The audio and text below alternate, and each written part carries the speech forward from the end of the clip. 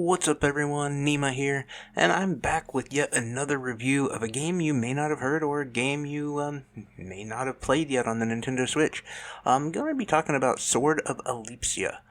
But before I get into that, I did want to remind you guys to please hit that like and subscribe button. If you do not hit that button, me and my YouTube gang will show up at your house and blockade your driveway. Anyway, Sword of Elpisia is an interesting game.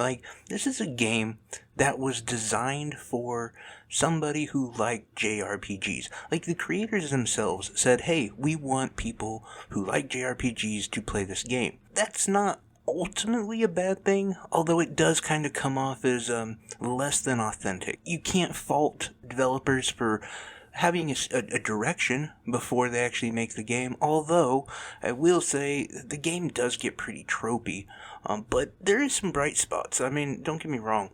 The storyline is actually one of those bright spots, in fact.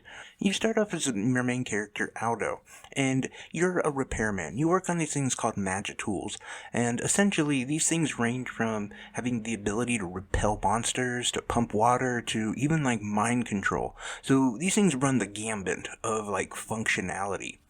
So you take a request from a mayor in that very first village that you're in, and it's just some simple requests. It kind of just walks you through basic tutorial stuff, and really early on, you go back to collect your money.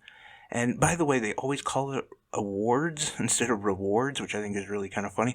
But anyway, you go back to collect your awards from the mayor, and you run into this creature who is confronting the mayor and his son, and you see that the creature, or the being, kind of looks like a Gundam, ends up turning the mayor and his son into swords, and it totally freaks you out. You run away, you try to hide while this creature just starts devastating this village.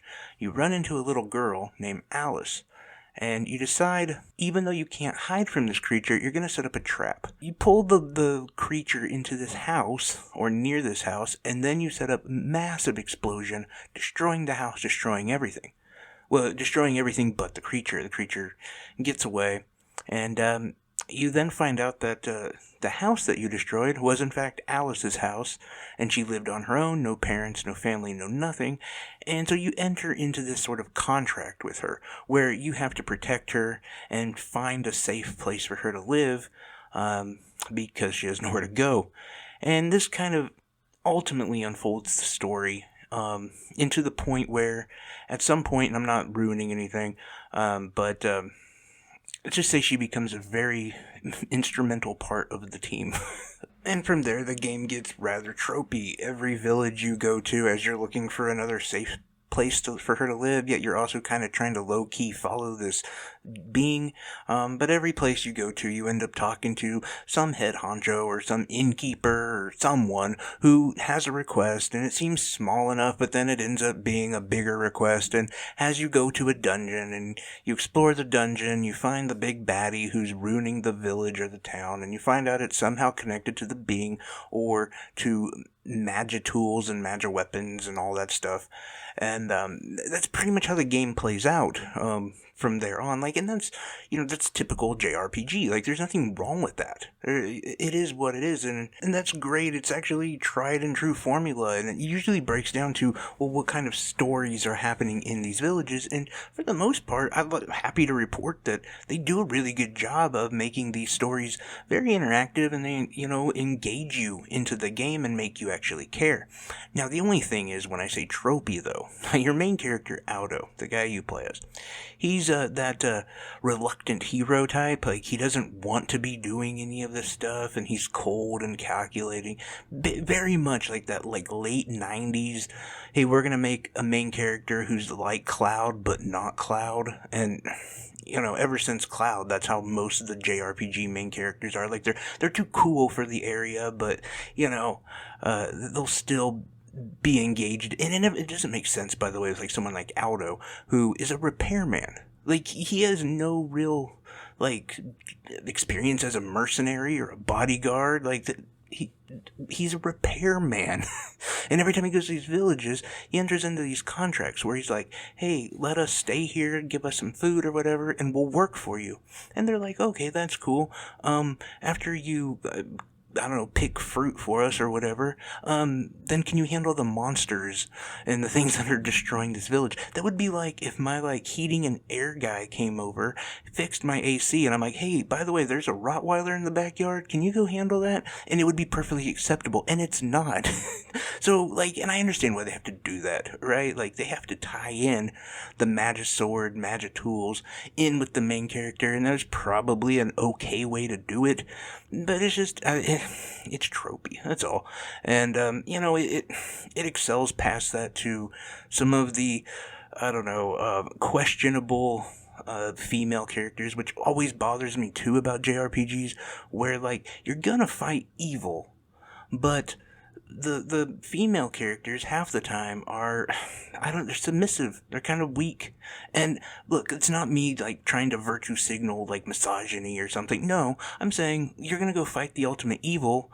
Why do you want somebody whose, like, biggest aspects are, like, giggling and blushing? Like, no, I want Tifa. I want someone who's gonna kick some ass. I want a team of badasses, not someone who's, like, super submissive and afraid to ask questions, and, everything has them blushing and giggle. It's dumb, honestly. But again, that's a JRPG trope, so I can't complain. I can't say, oh, that's not acceptable in the game, because that would not be acceptable in a lot of games. As for the combat, though, it's pretty straightforward. It's turn-based combat.